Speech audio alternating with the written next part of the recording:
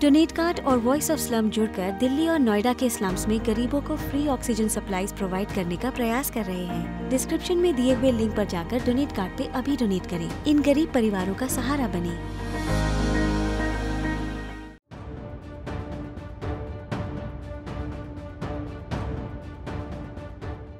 तो ज्ञान विज्ञान पृथ्वी पाताल, ये कहिए कि पूरे ब्रह्मांड के ज्ञाता होने का दावा करने वाली पाकिस्तान की सरकार ने गजब का कमाल कर दिया है। अमेरिका, रूस, भारत जैसे देशों की तरह उसने अपनी वैक्सीन बना देने का दावा किया है, वो भी अपने परम प्यारे मित्र चीन की मदद से। लेकिन ठहरिए, सीट बेल्ट बांध लीजिए, क्योंकि खबर पाकिस्तान की है और खबरों में कई तीखे मोड़ भी।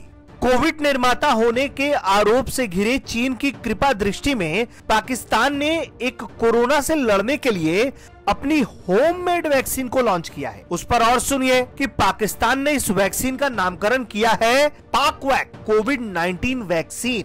अब आप कहेंगे कि वैक्सीन बनाना तो अच्छा है जी, लेकिन यहां भी एक पेच है। दुनिया की नजरों में खुद को अत्यधिक बुद्धिमान साबित करने की जुगत में रहने वाला पाकिस्तान अभी तक ये नहीं बता पा रहा कि ये वैक्सीन कितनी प्रभावी है, मरीज पर ये कितने प्रतिशत असरदार होगी और इसके ट्रायल कितने फेज में हुए हैं, इसके ट्रायल के नतीजे क्या हैं, इस बारे में कोई जानकारी नहीं दी गई है। मतलब वैक्सीन बना ली है, जिसे शक हो इसकी प्रामाणिकता खुद जांच करा ले। मतलब एक तो पहले ही चीनी वैक्सीन की गुणवत्ता को घटिया बताया जा चुका है, ऊपर से उसी की मदद से पाकिस्तान में एक वैक्सीन बना लिया गया।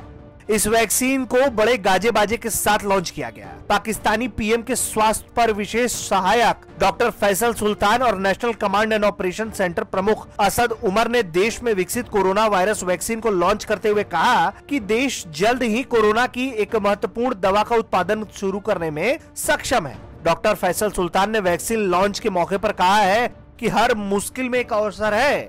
इस महामारी के दौरान चीन पाकिस्तान के मित्र के रूप में सामने आया। डॉक्टर सुल्तान ने कहा है कि चीन पहले से ही हमारा दोस्त है, जब कोरोना वायरस पाकिस्तान से टकराया तब भी वो हमारे साथ है। सुल्तान ने इस उपलब्धि के लिए राष्ट्रीय स्वास्थ्य संस्थान को बधाई दी और कहा है कि इस कदम से देश में वैक्सीन की आपूर्ति में तेजी आएगी। उन्होंने कहा कि पाकिस्तान में तैयार पाक वैक्सीन कड़े ट्रायल, गुणवत्ता जांच और मानव परीक्षण से गुजरी है। हालांकि हम फिर आपको बता दें कि उन्होंने किसी तरह का कोई आंकड़ा पेश नहीं किया है। वहीं असद उमर ने पाकिस्तान में कोरोना की स्थिति के बारे में बताते हुए कहा है कि अस्पतालों में मरीजों की संख्या पिछली लहर की तुलना में तीसरी लहर में अधिक थी।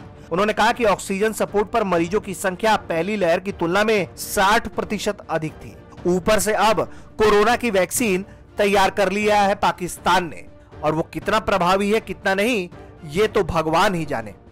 अब जब पाकिस्तानी अवाम को पाकिस्तान में बनी वैक्सीन लगाया जाएगा तब देखना होगा कि ये कितना असरदार है और कितना फिसड्डी।